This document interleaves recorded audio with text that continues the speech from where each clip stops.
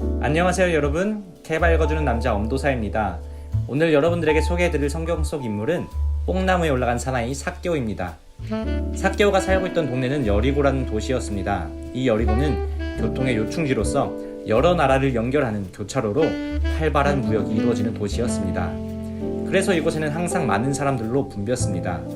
삭개오는 이 도시의 세관장이었는데, 여기서 세관이란 사람들에게서 세금을 걷는 일을 하는 직업입니다. 삭개오는 세관들 중에서도 가장 우두머리인 세관장이었습니다.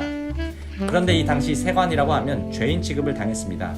왜냐하면 당시 이스라엘은 로마의 지배하에 있었는데, 로마가 식민지 국민인 유대인들에게 로마 황제에게 바칠 세금을 강제로 걷게 하고 있었습니다.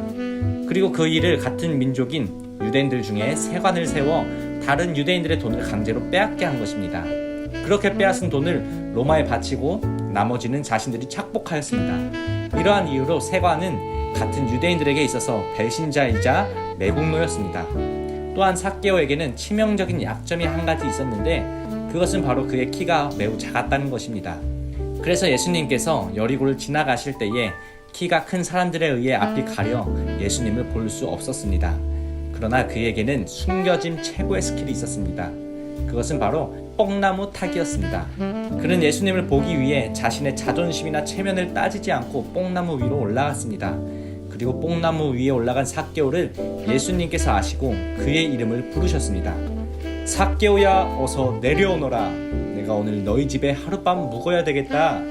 예수님의 이 한마디에 그동안 세관장이라는 이유로 사람들에게 죄인 취급당하며 그 누구에게도 사랑받지 못한다고 생각한 삭개오는 진심으로 기뻐하였습니다.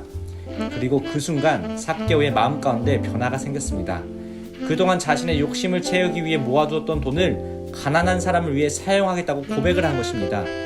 이것은 예수 그리스도를 인격적으로 만난 삭개오가 구원받은 하나님의 자녀로 거듭나 나타나게 된 결과였습니다.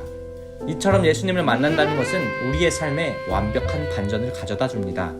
그리고 그 반전은 삭개오와 같이 예수님을 만나길 간절히 원하고 예수님을 마음과 뜻과 힘을 다해 영접할 때에 경험할 수 있습니다. 아무리 키가 작고 단신이어도 괜찮습니다. 사람은 외모를 볼진 몰라도 하나님은 외모를 보지 않으시고 그 마음의 중심을 보십니다. 아무리 과거의 삶이 처참해도 괜찮습니다.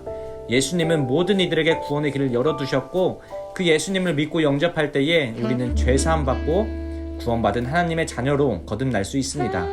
그 예수님을 믿고 영접할 때에 우리는 죄사함 받고 구원받은 하나님의 자녀로 거듭날 수 있습니다. 그러니 삭개오처럼 예수님을 마음과 뜻과 힘을 다하여 사랑하고 영접하여 섬길 수 있는 여러분들이 되길 소망합니다. 오늘 전도사님이 준비한 케바 삭개오 편은 여기까지입니다. 많은 은혜가 되셨나요? 다음 주에는 예수님의 제자 중 한 인물을 통해 함께 은혜를 나눠보려고 합니다. 그게 누굴지 궁금하시죠? 그 기대감을 가지고 남은 한 주도 믿음 안에서 승리하길 소망합니다. 그럼 다음 주에 만나요. 안녕.